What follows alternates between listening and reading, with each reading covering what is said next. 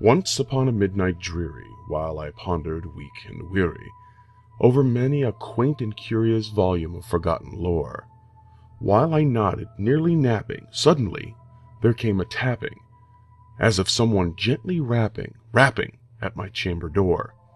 "'Tis some visitor," I muttered, tapping at my chamber door. "Only this, and nothing more." Ah, distinctly I remember it was in the bleak December, and each separate dying ember wrought its ghost upon the floor. Eagerly I wished tomorrow, vainly I had sought to borrow from my books surcease of sorrow, sorrow for the lost Lenore, for the rare and radiant maiden whom the angels named Lenore, nameless here forevermore.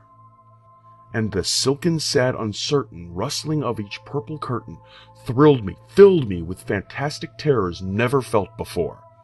So that now, to still the beating of my heart, I stood repeating, "'Tis some visitor entreating entrance at my chamber door. Late some visitor entreating entrance at my chamber door. This it is, and nothing more."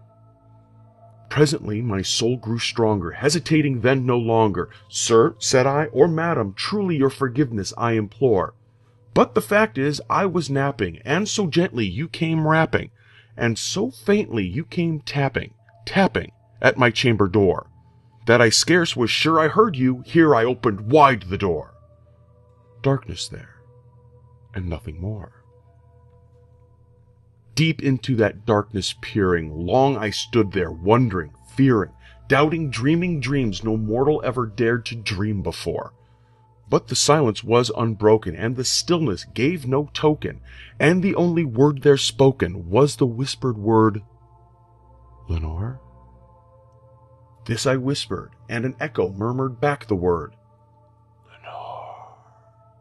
Merely this, and nothing more. Back into the chamber turning, all my soul within me burning, soon again I heard a tapping somewhat louder than before. "Surely," said I, "surely that is something at my window lattice. Let me see then what thereat is, and this mystery explore. Let my heart be still a moment, and this mystery explore. 'Tis the wind, and nothing more."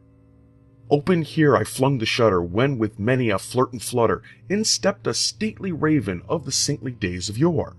Not the least obeisance made he, not a minute stopped or stayed he, but with mine of lord or lady perched above my chamber door, perched upon a bust of Pallas just above my chamber door, perched and sat, and nothing more.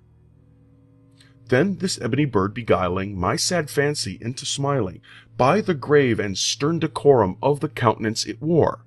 "Though thy crest be shorn and shaven, thou," I said, "art sure no craven, ghastly grim and ancient raven, wandering from the nightly shore. Ghastly grim and ancient raven, wandering from the nightly shore. Tell me what thy lordly name is on the night's Plutonian shore." Quoth the raven, "Nevermore." Much I marveled this ungainly fowl to hear discourse so plainly, though its answer little meaning, little relevancy bore. For we cannot help agreeing that no living human being ever yet was blessed with seeing bird above his chamber door, bird or beast upon the sculptured bust above his chamber door, with such a name as Nevermore. But the raven, sitting lonely on the placid bust, spoke only that one word, as if his soul in that one word he did outpour. Nothing further than he uttered, not a feather than he fluttered. I still scarcely more than muttered, "Other friends have flown before. On the morrow he will leave me, as my hopes have flown before." Then the bird said, "Nevermore."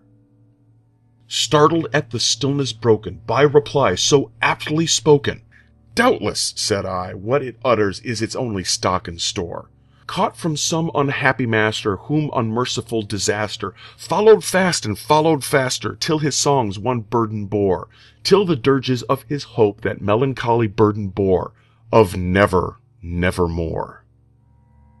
But the raven still beguiling all my fancy into smiling, straight I wheeled a cushioned seat in front of bird and bust and door. Then upon the velvet sinking, I betook myself to linking fancy unto fancy, thinking what this ominous bird of yore, what this grim, ungainly, ghastly, gaunt, and ominous bird of yore meant in croaking "Nevermore." This I sat engaged in guessing, but no syllable expressing to the fowl whose fiery eyes now burned into my bosom's core. This and more I sat divining, with my head at ease reclining on the cushion's velvet lining that the lamplight gloated o'er, but whose velvet violet lining with the lamplight gloating o'er she shall press, nevermore. Then methought the air grew denser, perfumed from an unseen censer, swung by seraphim whose footfalls tinkled on the tufted floor. Wretch, I cried, thy God hath lent thee, by these angels he hath sent thee, respite, and nepenthe from thy memories of Lenore. Quaff, quaff this kind nepenthe, and forgot this lost Lenore. Quoth the raven, nevermore.